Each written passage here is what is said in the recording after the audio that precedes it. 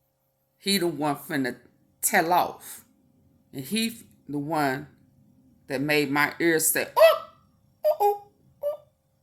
So that's Robert, and that's his attorney. We're going to be doing a reaction.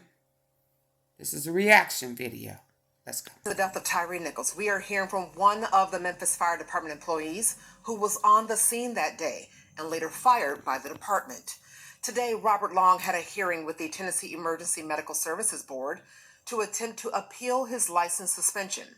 Fox 13's Kayla Solomon is joining us live tonight from the Memphis Fire headquarters in Midtown. Kayla, to attempt to appeal his license suspension. Fox 13's Kayla Solomon is joining us live tonight from the Memphis Fire headquarters in Midtown. Kayla, we now have a timeline of events from the point of view of this. Add some butter to the rice. A lot. Darcy, we saw the moments in the Sky Cop video when Robert Long and another EMT got to the scene the night of the traffic stop. But one thing that the Sky Cop doesn't show is what was said. That's what we heard from Robert Long today. Let's get into I asked it. the patient, can you tell me what happened today? Patient stated, I want to stand up and be uncuffed. I asked MPD what happened with the patient, and the MPD officer stated he ran from us. More than a month after 3 Memphis Fire employees were fired from the department, former EMS Robert Long had a hearing on Friday. That hearing happened over video call. As if ain't nobody ever ran before. And his attorney on the right. It was to appeal his license to his own account of what happened over video call with Robert Long on the left and his attorney on the right. It was to appeal his license suspension, which was handed down by the Tennessee Emergency Medical Services Board. As part of his appeal, he gave his own account of what happened the night of January 7th, his first night on the job. At this point, the patient First was night on the job. still asking us to stand him up and uncuff him. The patient was speaking in full sentences, also, which shows me that his airway was patent and no foreign obstructions. He was also moving around at this time as well. Long describes second by second how he and EMT Jamichael Sandridge were attempting to take assessment, but they couldn't suspension, which was handed down by the Tennessee Emergency Medical Services Board. As part of his appeal, he gave his own account of what happened the night of January 7th, his first night on the job. At this point, the patient was still asking us to stand him up and uncuff him. The patient was speaking in full sentences, also, which shows me that his airway was patent and no foreign obstructions. He was also moving around at this time as well. Long describes second by second how he and EMT Jamichael Sandridge were attempting to take vital signs and perform a full assessment, but they couldn't do so with Nichols handcuffed. He says when he asked officers to take the handcuffs off, they refused. Listen. MPD is leaning over the patient in his face, saying loudly that the patient is not going anywhere and that they are not going to uncuff him, impeding patient care. 20:47 and 8 seconds, MPD is still standing over the patient, impeding patient care. Long says this one. So you mean to tell me that they saying, oh no, he ain't getting uncuffed. He ain't going nowhere. He ain't going nowhere. All because he ran? Not because he shot, not because he hit him, not because he ran, and he already cuffed, and he's been beaten damn near to death, and they can't administer care because with his handcuffs on, and y'all refuse to, and you want me to believe that y'all didn't think that this man was who had a bag on his head? No. Now listening to this, and again, they still overly aggressive about a man who ran because y'all was yanking him out of the car, not in with a mask and shit on your face, and you don't, what? Nah, y'all thought y'all had Marcus Thornton. Asking us to stand him up and uncuff him.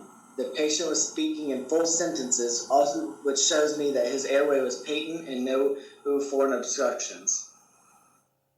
He was also moving around at this time as well. Long describes second by second how he and EMT Jamichael Sandridge were attempting to take vital signs and perform a full assessment, but they couldn't do so with Nichols handcuffed. He says when he asked officers to take the handcuffs off, they refused. MPD is leaning over the patient in his face, saying loudly that the patient is not going anywhere and that they are not going to uncuff him, impeding patient care. 20:47 and 8 seconds, MPD is still standing over the patient, impeding patient care. Long says this went on for minutes, a pattern of he and Sandridge attempting to take Nichols' vital signs and Nichols squirming away, continually asking to be stood up and uncuffed. But at one point, Long says it all stopped. Listen. At 20:55, I noticed the patient is not moving, and I asked MPD to help me sit him up, while Sandridge grabbed the monitor. I performed a sternal rub, and the patient reacted to painful stimuli. 20:56 and 12 seconds, I gave the patient another sternal rub, and he reacted to painful stimuli. 20:56 and 40 seconds, I am speaking to the patient, but he is not responding to any verbal commands.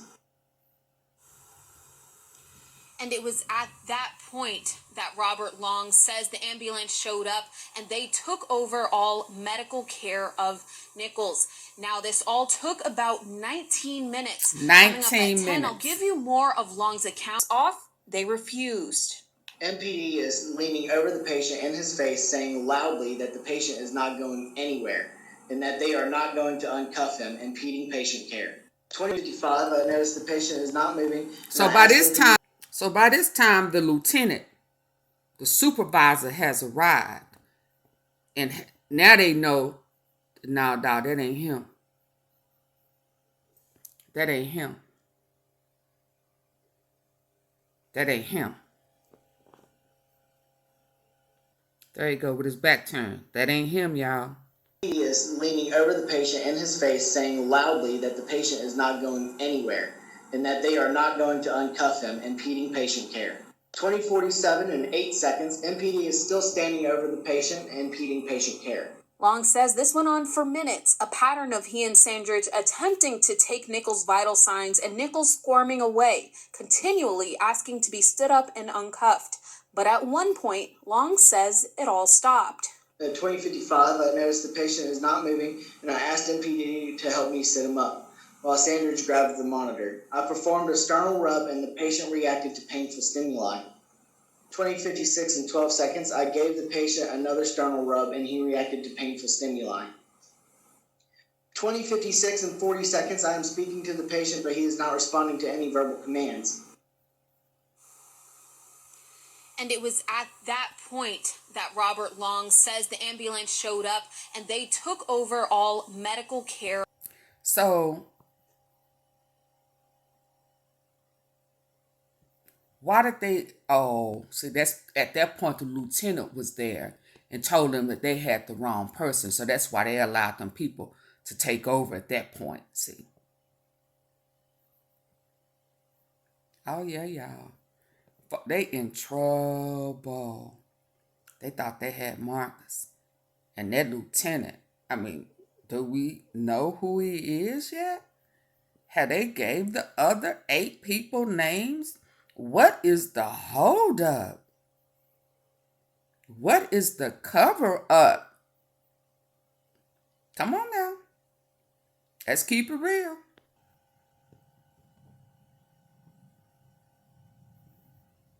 Go to that article.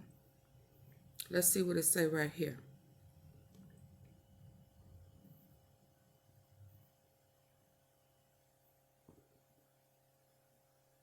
Because he ran. Are you kidding me? Because he ran, you impeded care. Oh, wow. Visual assessment and noted the patient had a bump on his head, a busted lip, and a dry, bloody nose from nostril. Oh, wow. Oh, wow.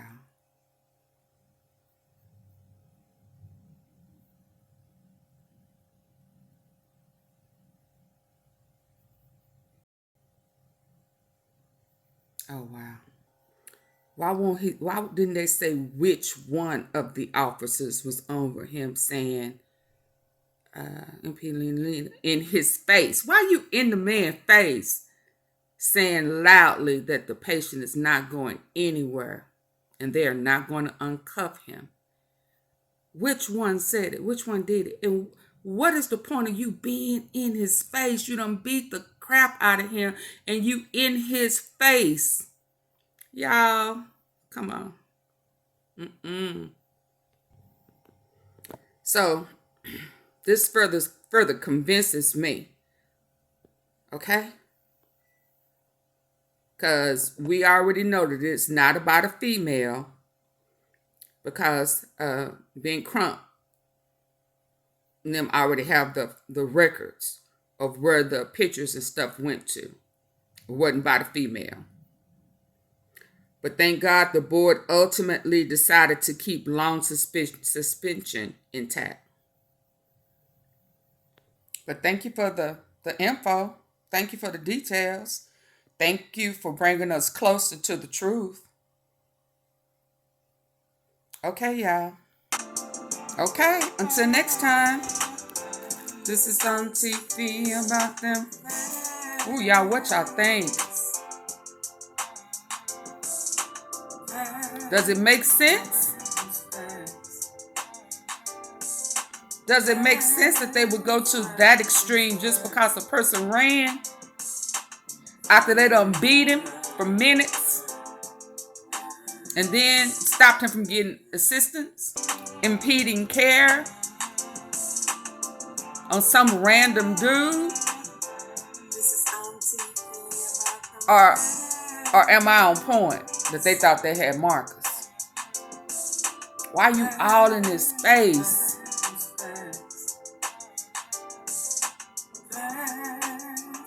That's the part.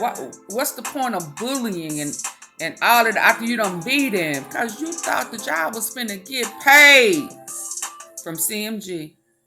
NIM. I promise nothing else makes sense. And again, the resemblance is remarkable.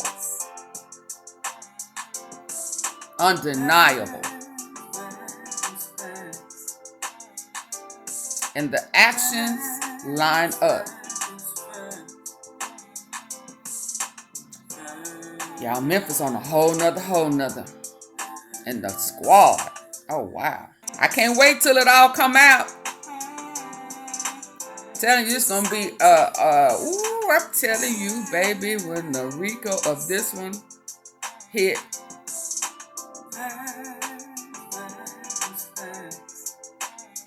Let me tell you what would be funny. Can I tell y'all what would be funny to AunTea is when it's all said and done, young Dolph reappear.